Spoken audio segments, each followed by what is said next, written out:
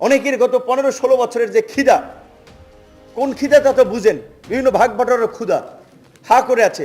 রাতারাতি নির্বাচন দিলেও দেশের অবস্থা ভালো হবে না। ব্যক্তি ডক্টর ইউনূসকে নিয়ে আমাদের কোনো শঙ্কা নাই, আশপাশের টিম নিয়ে আমাদের শঙ্কা রয়েছে। বিএনপি, জামাত সহ মেজর পলিটিক্যাল পার্টিগুলোর সাথে আলোচনা করে তাদের রিপ্রেজেন্টেশন নিয়ে সরকার কাঠামোকে পরিবর্তন করেন। আর ছাত্র সমন্বয়করা যদি এসপিডিসির অ্যাপয়েন্টমেন্ট করে, বিশ্ববিদ্যালয়ের ভিসিদের সাথে গার্ড অব অনার নেয়, বিশ্ববিদ্যালয়ের ভিসিদের শপথ পড়ায়, এই নৈরাজ্য দেখে তো রাজনৈতিক দলগুলো চুপ থাকবে না। স্বাভাবিকভাবেই তখন তাদের মধ্যে শঙ্কা তৈরি হবে, এইটি আবার কোন জমিদার, নতুন জমিদার শ্রেণী তৈরি হচ্ছে। বিশ্ববিদ্যালয়ের শিক্ষকদের শপথ পড়ায়, গার্ড অব অনার নেয়, এসপিডিসি নিয়োগ করে।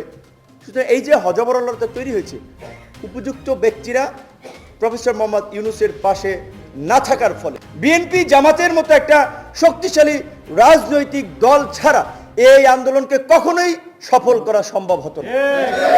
গুটি কয়েক ছাত্র সমন্বয়কে নিয়ে ভাববেন আপনারা সব পরিচালনা করবেন। এখন ডাক দেন, দেখেন সমন্বয়কদের পিছনে 1000 মানুষ পান কিনা। ডাক দেন, একটা প্রোগ্রাম ডাক দেওয়ান, দেখেন 1000 মানুষ থাকে কিনা। এটা কি মানে চারটিখানিক ব্যাপার? মনে হয় যে কয়েকজন ছাত্র ডাক দিছে আর এইভাবে রেজিস্ট্যান্স হয়ে গেছে, এইভাবে একটা গণ আন্দোলন হয়ে গেছে। এখন অনেকে মাস্টার মাইন্ড হয়ে গেছে, অনেকে প্রধান অমুক হয়ে গেছে। আন্দোলন তো একটা প্রেক্ষাপট ছিল, গত 1.5 দশকে সেই প্রেক্ষাপট রচনা হয়েছে। ধীরে ধীরে অনেকগুলো ঘটনা একটা একটা করে সুতা গেথে আজকের এই অবস্থায় নিয়ে এসেছে। এবং 2018 সালে যদি কোটা সংস্কার আন্দোলন আমরা না করতাম, 24-এ আজকে কোটা সংস্কার আন্দোলন হতো। সুতরাং এই ক্রিটিসিজমটা করতে হবে।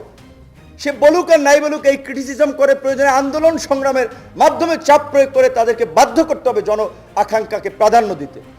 আপনাদের সেই বিষয়টির আমি দৃষ্টি আকর্ষণ করবার, সংস্কারের কথা বলছেন, 6টি কমিশন করা হয়েছে, কমিশনগুলোর কাজ শুরু হয়নি।